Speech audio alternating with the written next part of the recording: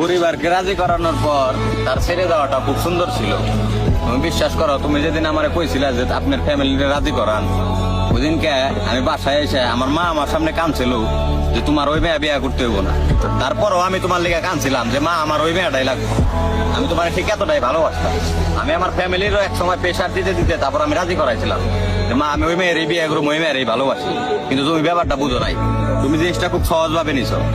মানে এই পরিস্থিতির শিকার যে ব্যক্তি না হয়েছে কোনোদিনই বুঝবে না যে নিজের বাবা মা যারা জন্ম দিচ্ছে হ্যাগোর সামনে কান্নাকাটি করে একটা মেয়ের লিগে হ্যাগো কাছে যে কতটা কষ্টের, মানে যে পরিস্থিতির শিকার না হয়েছে কোনোদিনই বুঝবে না। এই পরিস্থিতির শিকারটা আমি করছিলাম। তারপরে হয়তো মানে তখন আমি ব্যাপারটা বুঝি নাই, তখন আমি তোমার খুব ভালোবাসতাম। কিন্তু আজকে কিন্তু আমি সঠিক লাইনে আছি। আজকে কিন্তু আমার ভিত্তি শক্ত হয়ে গেছে, সয়ে গেছে। তুমি যে আমার আঘাত করছো, আঘাত করতে করতে মনে করো শক্ত করে ফেলাইছো। তোমার ছেড়ে যাওয়াটা বা চলে যাওয়াটা আমি কখনোই মানতে পারছিলাম না।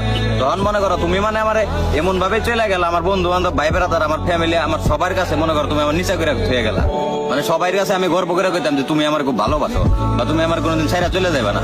কিন্তু আজকে কিন্তু মনে করো যে আমি সবার কাছে নিচে। মনে করো আমার মাও আমার একদিন প্রশ্ন করেছিল, কিরে যার লিগে মনে কর যে তুই আমার সামনে কানলি যে ওই মেয়ে তোরে ভালোবাসে, ওই মেয়েরই তোর লাগবো, ওই মেয়ে তো তোর ছাইরা চলে গেল। এই কথার উত্তর আমি আজ পর্যন্ত দিতে পারি নাই। সব মিলে মনে করো এখন আমি টোটালি মানে চেষ্টা করি যে আমার বাপ মায়ের ভালো রাখুন বা বাপ মার বদলে যায়নি, শুধু বিরক্ত করাটা ছেড়ে দিয়েছি।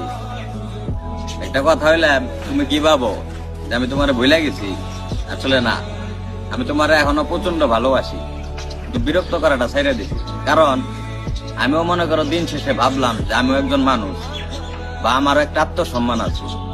এই যে তুমি আমার দিনের পর দিন যে ইগনোর গুলা করো, যে অবহেলাটা করো, একদিন দুই দিন একটা কথা হইলে মনে করো নরম মাটিতেও মনে করো যে তুমি যেদিন পিটাইতে থাকবা, পিটাইতে পিটাইতে একদিন মনে করো ওই মাটিটাও শক্ত হয়ে যাবে। বুঝছো? ঠিক আমার মনটাও তো মনে করো এরকম নরম। প্রত্যেকটা মানুষের মন নরম।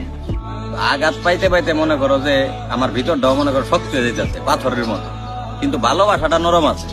হ্যাঁ, আমি তোমার এখনো ভালোবাসি, কিন্তু তুমি আমার যে বাবা হেলাগুলা করতেছ এর লিগা মনে করো নিজেরে তোমার কাছ থেকে সরাই নেওয়ার চিন্তা ভাবনা করতেছি। মানে আমার ভালোবাসার জায়গায় রাই হ্যাঁ নিজেরে সরানোর চেষ্টা করতেছি যাতে তুমি ডিস্টার্ব নাও। কারণ ভরসা ছিল, বিশ্বাসও ছিল, কিন্তু আমার ধারণাটা ভুল ছিল। হ্যাঁ, আমি তোমার খুব বিশ্বাস করতাম। আমি সবসময় মানতাম যে তুমি আমার খুব ভালোবাসো। তুমি আমার সাথে যে ব্যবহার গুলা করতা আমার কাছে কেন জানি মনে হইতো মানে আমার বাবা মার পর পৃথিবীতে তুমি একজন মানুষ যে আমারে তাগো মতো ভালোবাসো।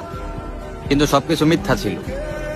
মানে তুমি আমার সাথে এমন একটা বিহেভ করছিলে, মানে আমার সাথে চলাফেরা করতে করতে মানে আমার ভিতরে এরকম একটা কনফিডেন্স এসে পড়ছিল যে তুমি আমার বা আমার